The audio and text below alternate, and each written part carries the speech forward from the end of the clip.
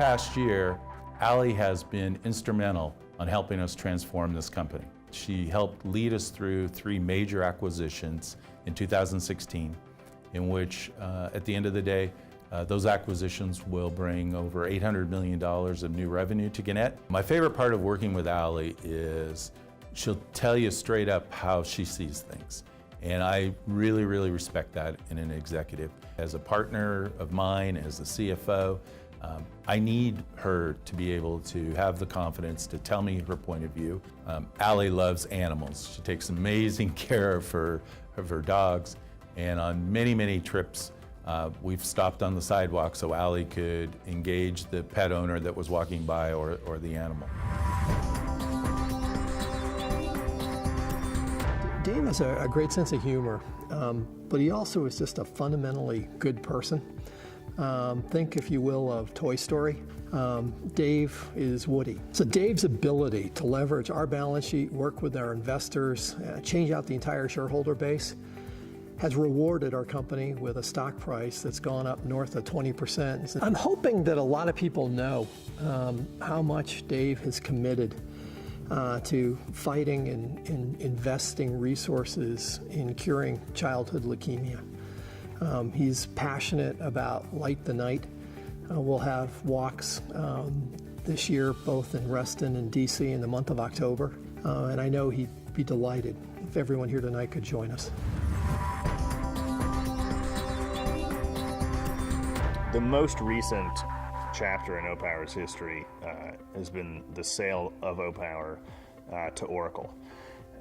And as one would imagine, Thomas, as our CFO, was in the absolute center of it. When we were going public, Thomas was battling another fight at the same time. His mother, who's very, very close to, was dying of terminal cancer. Every month during the IPO process for 6 months, he flew and spent a full weekend with her in Norway. We had a Halloween party at the office, and his team decided to dress up Super Mario style. So you'd think Thomas, the head of his team, he'd be Mario or Luigi. No, of course not. He was a Goomba, one of the mushrooms.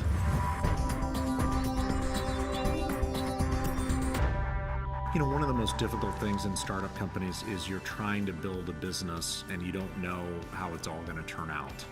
And I think one of the things Nikki has been incredible at as we've gone from 8 million in revenue to now over 400 million is thinking way ahead. And I think one of the biggest contributions he made last year was championing the largest acquisition in our history. A lot of us thought the deal was too complex, that we couldn't get it done. Well, first of all, he loves fried food and Guinness, and you can sort of see it when you look at Nikki. He's got legs of tree trunks, so you never want to play soccer with him. Well, my kids would say he's dope. I don't know if you know this about Nikki, but he does work out with Hugh Jackman. That's cooler than anything I do, period. In 2016, we bought $5 billion of Lockheed Services business, and Jim, as the CFO and sometimes the chief negotiator and the chief merger integration officer, really helped us to lead that effort. I would tell you at Leidos, we clearly need strength in the finance shop and the CFO shop, and Jim brings that. And he's an avid sailor, so he's got a sailboat down there that he and his wife Donna go to, and they enjoy being out on the water and spending some time away from work and kind of, cleansing his thoughts and his mind.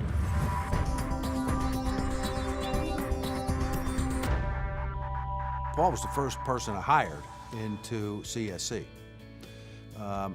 What I learned very quickly is he had a very strong intellect.